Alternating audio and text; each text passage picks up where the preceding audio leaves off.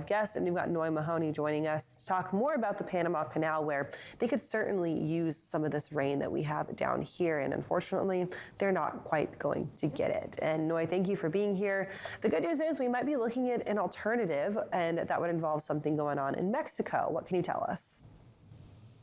Yes, that's right. Well, Mexico aims to compete with the Panama Canal using cargo trains.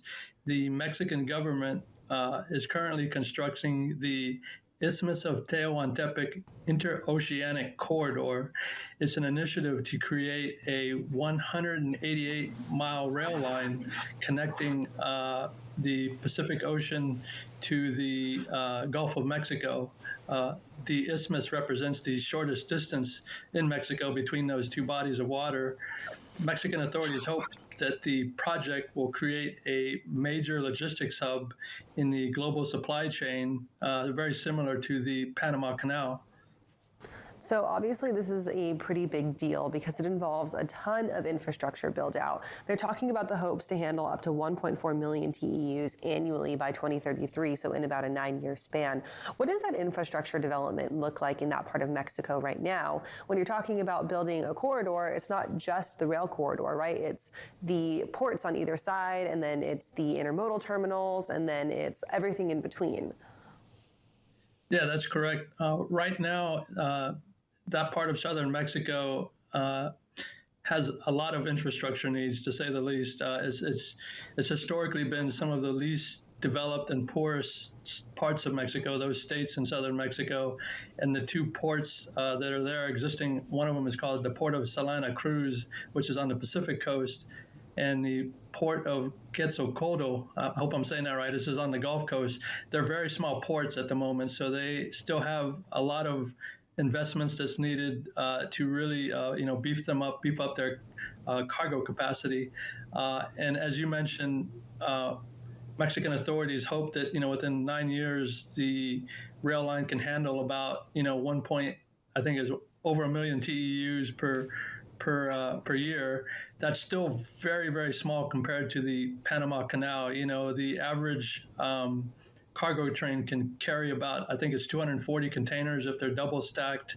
Whereas if you look at a ship on the Panama Canal, those ultra large ships can carry anywhere from 18,000 to 24,000 containers. So there's a huge difference in capacity.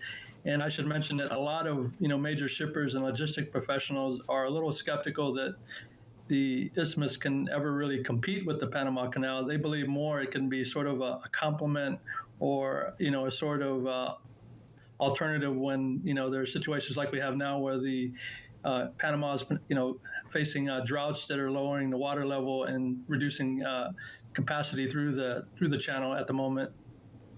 And of course, one of the benefits to using the canal is the fact that it cuts down on transit times, right? Because you are keeping your goods all on one specific vessel. You are now cutting the distance in half, whether you would have to go around Africa or around South America instead. But when you're talking about now using this as an alternative, it involves two different modes of transport. So your goods that are on your ship vessel, you have to then take them off, put them onto a train, reload them on the second piece just to get it to go north-south back on a ship again. Is there any indication that there would be any major investment by any of the railroads who have created a north-south corridor, maybe reaching down into southern Mexico so those goods could, say, come off of a vessel, move onto a train, and then head north-south on a train instead of having to be reloaded onto a different vessel? Yeah, off the top of my head, I haven't seen any announcements from any of the major railroads on those kinds of investments that you just mentioned, intermodal investments that would be needed to make this a viable project. I know the Mexican authorities have been offering tax incentives and all sort of enticements to try to bring more investments just like those to that region. One of the interesting things, I spoke with Pawan Joshi. He is he's from E2 Open, and he's one of the logistics professionals for that company. And he said, something to keep in mind too is if you create this, massive infrastructure rail project and everything, you need to invest in technology that can handle, the capacity, but you need to also be aware that when you bring, more trucks, more CO2 with those rail projects, that could also affect, the drought situation in Panama. So you have to be wary. You have to be aware of, bringing the right technology, maybe green technology that doesn't affect the situation in Panama, which is already facing drought situations. You don't want to exacerbate that by bringing more CO2 to the region, which I thought was an interesting point. So, of course, for a massive project like this to be successful, there is that requirement for a public-private partnership, and not just necessarily from the public side of the country where it's in, right? You might have to see some foreign investment in that as well. Is that something that we're looking at being a necessity to make this happen? Is that public-private partnership and potentially the input from other countries?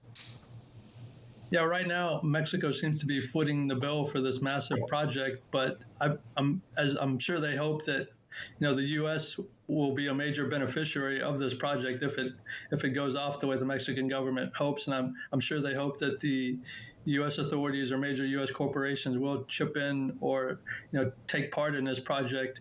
I do believe there's a viability to the project. I don't think it could ever compete with the Panama Canal, but in situations like we have now with the Red Sea conflict and other things going on around the world, I think we do need alternatives to the Panama Canal where we don't just have a situation where when there's a drought or situations that reduce capacity in that channel, that there's nothing we can do. If we have other alternatives like a rail system that could help keep the supply chains moving to where it benefits all countries. So the last piece of the conversation that I want to have about this one involves nearshoring and reshoring, and the fact that, as you mentioned, that southern part of Mexico where this project would potentially live is really underdeveloped when it comes to infrastructure. We see that with a lot of these companies choosing to nearshore or reshore, picking our northern border states because of proximity and because that infrastructure is a little bit more developed. Does this now, if the project truly happens, provide more incentive to see, I guess, kind of more broad development when it comes to those companies nearshoring and reshoring, and gives them an option to move not only to the northern border states, but also all across Mexico?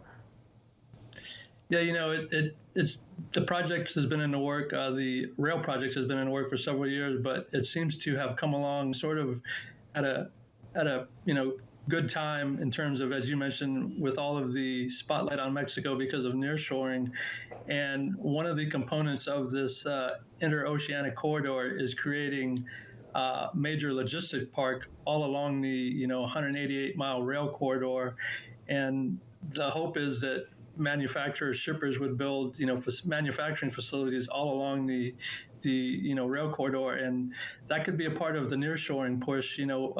Major manufacturers, automotive manufacturers, or electronics manufacturers, if they were to build major facilities all along that corridor, that would be a great push for the project, and it would also create more need for intermodal, as you said, moving northward to the United States. So nearshoring and this interoceanic corridor seem to be a good fit, so to speak. It's going to be interesting to see how this project gets off the ground and what that means, and if it could be a true viable option to divert that canal. Noi, of course, we've got Borderlands that's coming up to be released over the weekend. Can you give us a sneak peek about what's in that newsletter this week? Yeah, interestingly, Continental Tire just announced a major new factory in Mexico, which I think is very interesting. It's in Aguascalientes, which is sort of central Mexico, but it's sort of like, as you mentioned, nearshoring. That's probably tied to nearshoring and the creation of more opportunities in Mexico because of that. All right, and we can, of course, catch that coming out tomorrow morning on freightwaves.com. Noi, thank you for joining us this morning. We'll talk to you soon.